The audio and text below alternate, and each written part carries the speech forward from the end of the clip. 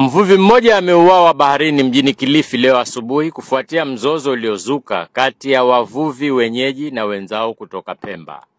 Mzozo huo ulitokea baada ya wavuvi wenyeji kutafuta usaidizi kutoka kwa Wapemba baada ya boti lao lililosheheni samaki kuishiwa na mafuta. Tumetoka asubuhi tukaenda baharini. Kufika baharini kule katika hali ya kutafuta samaki, kuna madau ambao huwa ukiona samaki ni wingi, kuna kama muungano. Mwanzako akitia nyavu, kama samaki uwezo wafungia na yeye pia anatia nyavu. Kadiri ya uwezo wetu tukatia nyavu na hao pia wakatia nyavu. Tukafungia, tukapakia kwenye dau lao, maana letu ni kidogo liko kuna uhaba, hao ndo wametia nyavu kubwa. Tukabaki watu 4 kwenye chombo chao, wenzetu wakabaki kwenye chombo chetu. Wakawa bado tunatafuta samaki. Tukazunguka nao tukatia nyavu, samaki tuwakosa, ikafikia wakati sasa mafuta huku kwetu yameisha. Kilichosababisha kifo cha kijana huyo, kulingana na ndugu yake waliyekuwa pamoja dauni, ni kupigwa kwa pondo na kutumbukia baharini baada ya Wapemba kukodolea macho samaki waliokuwa kwenye boti hiyo iliyokwama. Na uza wetu akatufuata na chombo mpaka pale, akasema ni kweli tunataka kuendelea kuvua lakini mafuta yameisha. Kwa hivyo itabidi mtuganyie chetu, sisi tuombe Mungu polepole, kama tutatafuta watu watufunge ili tufike nyumbani.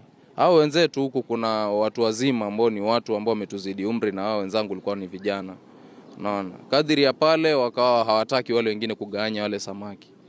Ikawa sasa ni mzozo, hao vijana wakazuia ile dau, basi tuvuteni hata kama mtu tutuganyia, sisi hatuna mafuta, tufikisheni hata kama ni kule kando. Sasa kila mwenye anashika dau anampiga gongo ili achilie lile dau watu waache kule majini, na tulikuwa kwa mkondoni. Ndugu huyo wa mwenda zake alielezea Coco FM nje ya kituo cha polisi cha Kilifi madhila waliopitia baharini. Sasa kuna mdogo wangu akabidi yuenda kule mbele akashika ile kamba yao ya kule mbele. Kadiri ya kushika kamba kumetoka jamaa anajiita adui na gongo. Akaenda akamwachilia gongo la kichwa. Kumpiga gongo la kichwa ili yataka kupeleka lingine, mimi nikabidi nitoke mbio sasa kwenda mtetee yule mdogo wangu, nikaeka mkono wangu. Kwa mkono akanipiga mimi gongo, kumbe yule ameshikwa na kisunzi akaanguka tayari damu ziko. Sasa kipindi cha kwamba si tuzunguke tumfuate tumuokote, tukashindwa na mafuta. Tunawaita hao wakaanza mbio kukimbia. Ulikuwa bado uko baharini? Ulikuwa bado tuko baharini. Kabidi sasa ndo tuita msaada, tukainua viatu, tukapata boti lingine likaja likatufunga, ndo tukakimbilia huko kwa sababu yule mtu tumejaribu kumfuata kadiri ya uwezo wetu, lakini hatukuwa na chupa, hao ndo wenye chupa. Tumemkosa kadiri ya ile mali yuko ni dipu, hatuwezi fika hata siku moja. Kisa hicho kilisababisha mihemko katika eneo la Old Ferry kwenye mkono wa bahari wa Kilifi. Baada ya habari za kifo cha mvuvi huyo kuenea, eneo zima lilikumbwa na taharuki na kupelekea kuteketezwa kwa boti 2 za wavuvi wa Pemba.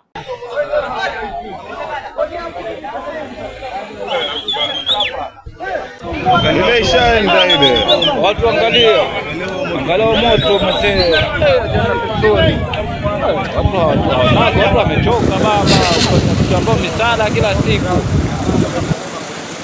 OCPD wa Kilifi akiandamana na naibu kamishna wa Kilifi waliongoza maafisa wa usalama wa kaunti, machifu na viongozi wa kijamii katika harakati za kuituliza hali na kuenea zaidi kwa uhasama kati ya wavuvi wenyeji na wale wa kutoka Pemba.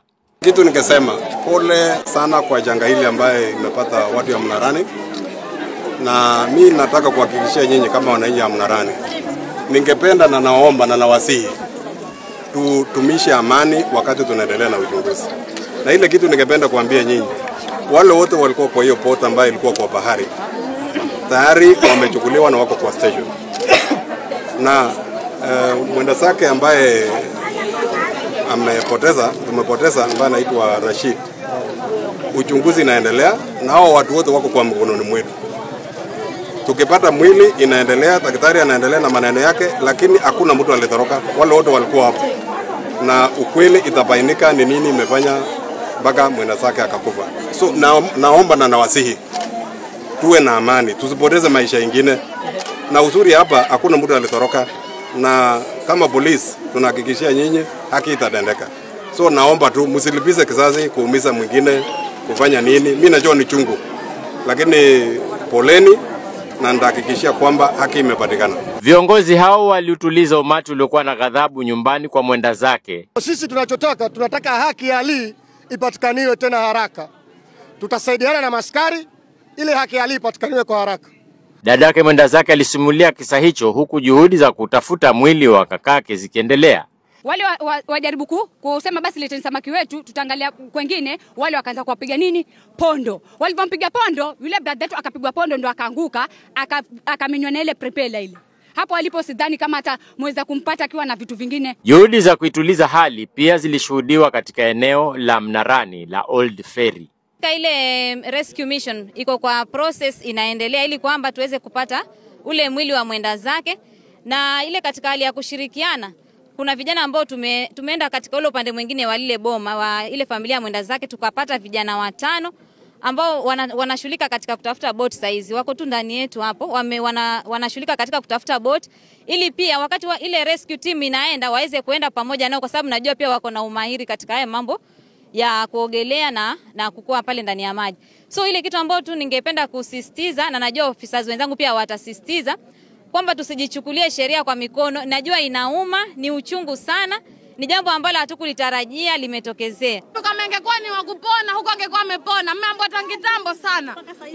Hata ingekuwa ni mtu wako asingeweza kufanya hivyo vitu. Muache. Tabia mbaya hiyo. Bado ni kizungumkuti kwa sasa, manake kuna pande mbili, kuna pande nyingi ambazo zinanyoshiana kidole cha lawama, na lalosubiriwa ni uchunguzi ufanyike ili tujue kama mambo yamemalizika vipi. Nikiripotia